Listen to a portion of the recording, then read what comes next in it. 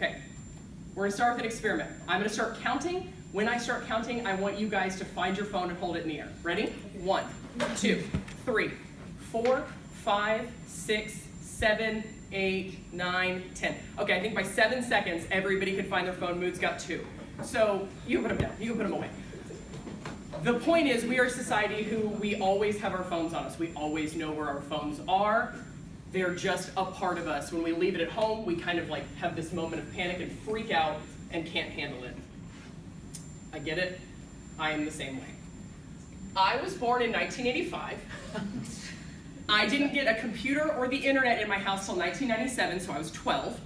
I didn't get a cell phone until I was 18, which was 2003, and it looked like this, and all it did was make phone calls and play a game called Snake, where it just kind of did this number, that was it.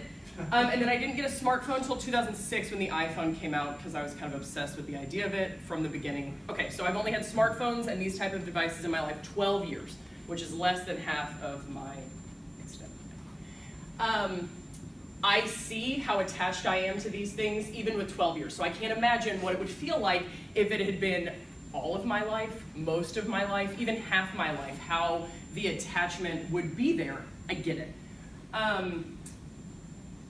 They are starting to make correlations between our attachment to these things and our wellness in 3 different ways. Physiological, so like physical, intellectually, and then mentally and emotionally. They're making these connections. So first of all, I'll talk physiological.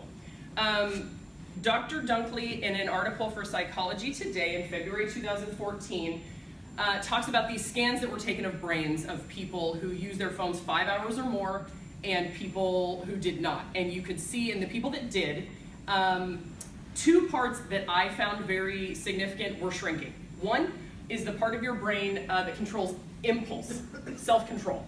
And the other one is something called the insula, which creates compassion and empathy for other humans. And those 2 things were shrinking. Then, as far as intellectually, in an article for Forbes, Alice G. Walton talks about these regions of the brains that are being disconnected. So the experiment they did there was they had kids, and 5 hours seems to be this magic number in these tests. But the kids, some of them read books for 5 hours a day. Some of them played on devices, and it doesn't really matter if what they were playing was intellectual or like educational. At the end of the study, the kids who were playing on the devices noticed lower language and cognitive skills than the kids who read 5 hours a day. And finally, and what I think is the most important part of all of this, is it is having a really serious effect on people's mental and emotional well-being. In the same article that I just talked about by Forbes, they watched some teenagers, and some of the kids played on their phone 5 hours a day.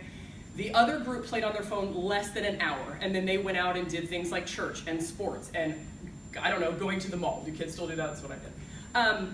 They went and did stuff with their friends and hung out and did things that weren't on their phone. 48% of the kids who played on their phone 5 hours a day or more noted having suicidal thoughts or tendencies, whereas the people who were on their phone 1 hour or less, it was 28%.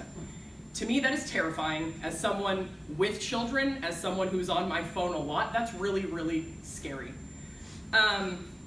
We haven't had a generation yet that we can watch from birth to adulthood what this effect is having, right? Because we don't have anyone who's had these smartphones and now they're 30 their whole life. But we see the correlation even if we can't find a direct causation because we don't have enough information. So what can we do? There has to be something we can do to kind of offset these effects of ours, because they're such a part of our life, right? You can't say, well, I can't not use my phone. Everybody's got to use their phone. It's just as part of school, it's part of everything.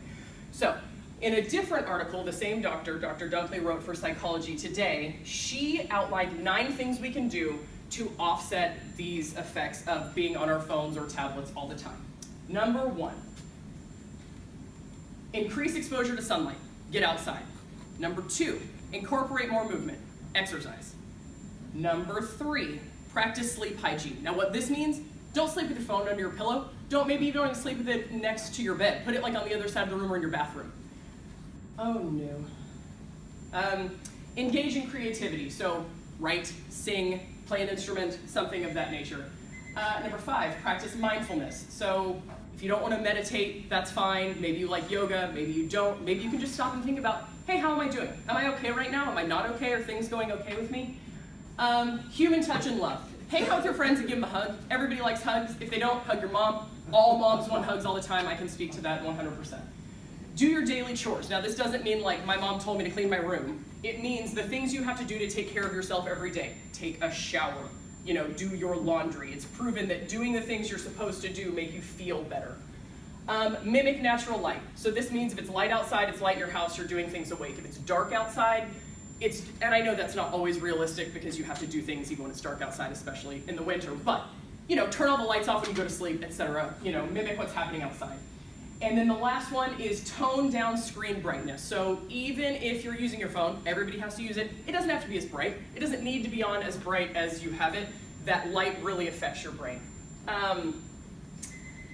None of these things are hard. None of these things are expensive. None of these things are super time consuming. So my challenge to you is do one of them today. Do 2 of them tomorrow. Do 1 a day. Just try and be aware of how much you're using your phone, how it's affecting you, how it makes you feel, how it makes you treat other people, and take care of yourself. Be well. Thank you.